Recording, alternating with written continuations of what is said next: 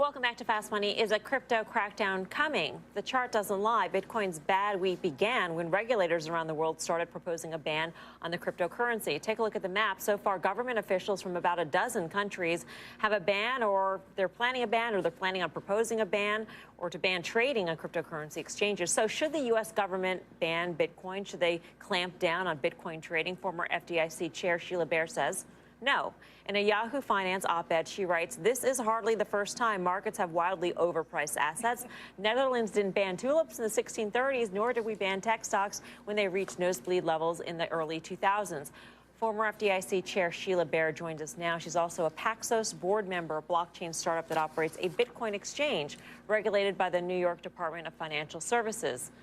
Sheila, good to see you. So obviously you have skin in the game here. Well, actually, I don't own Bitcoin. Okay. No, and the Paxos is primarily developing blockchain technology, but I didn't want to disclose that, but in writing the op-ed. But so I don't own it. Okay. I don't really have a personal financial interest, but I do think it's something that regulators need to deal with, but not ban. So I would say I think some additional regulation would actually be good, and I argued for that, especially on anti-money laundering laws. You know, I think there are a lot of concerns about the use of Bitcoin or other digital currencies. How far should regulators go in terms of regulating Bitcoin? So I think, FinCEN, which is the Department of Treasury bureau that deals with this, has already started regulating them as money service, money transmitters. So there is some oversight already.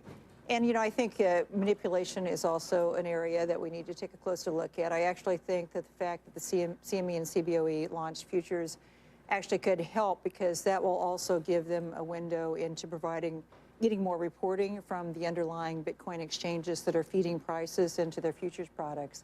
That will give the CFTC a window and some information to make sure there's no manipulation going on. So I think, you know, we don't ban assets. I mean, you know, where does that stop?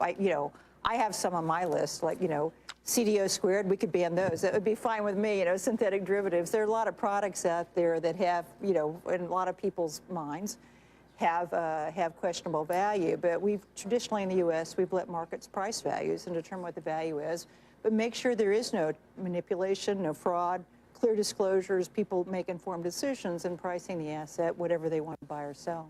So let me ask you something. You're very familiar with leverage and how it can really work against you. So when we see these new futures products, they have some amount of margin available. Right. What are your thoughts on that? Well, yeah, I think leverage is another area ripe for regulation. They set very high margin requirements. It's been so volatile, they may want to up those margin requirements. They may not want to permit leverage. I think, you know, when you're worried about asset bubbles from a regulatory perspective, the first thing you should look at is how much leverage is feeding into the investment demand. So I think that's entirely appropriate. And there again, maybe for the underlying exchanges, we want to look at that.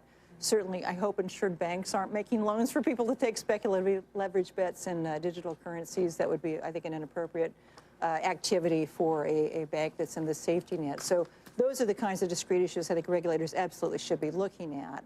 But again, banning it is just not something typically that's done. Okay, so no ban, but I mean, I think that the march towards regulation is almost inevitable in this area in some form. Since you sit on the board of a Bitcoin exchange, I mean, are you confident that there's enough in place to know that prices are not being manipulated, and that, I mean, the drive towards futures, it invites bigger players in who might have the ability to manipulate the underlying price of the commodity? So, well, there are a lot of different venues for doing this, and I think. You know, we're subject to oversight by the DFS. I think the New York DFS has kind of been in the lead on this, and it's been controversial with some, but I think they've done a pretty good job. So I think that's an area providing at least regulated forums so that investors who want to go to a regulated venue to change Bitcoin have, you know, a meaningfully regulated venue to trade Bitcoin should have that opportunity. Whether you want to require it, I don't know. That's probably something to think about.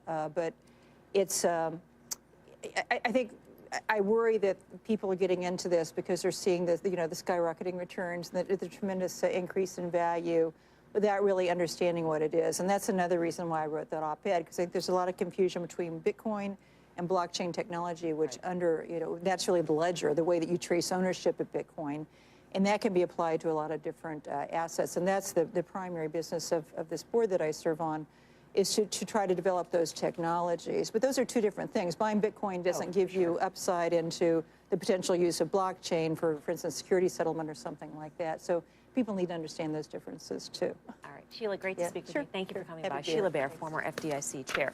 What'd you do in crypto land today? I just thought that the sentiment overshot to the downside, like a lot of people. So maybe we had that kind of panic sell-off. So I think that I bought some Ether, like I said before, and I bought some Bitcoin Cash today, adding on the way down. So to me, I'm just playing for kind of a bounce back to maybe the midpoint between this range that we've seen over the last month. All right, up next, final trades.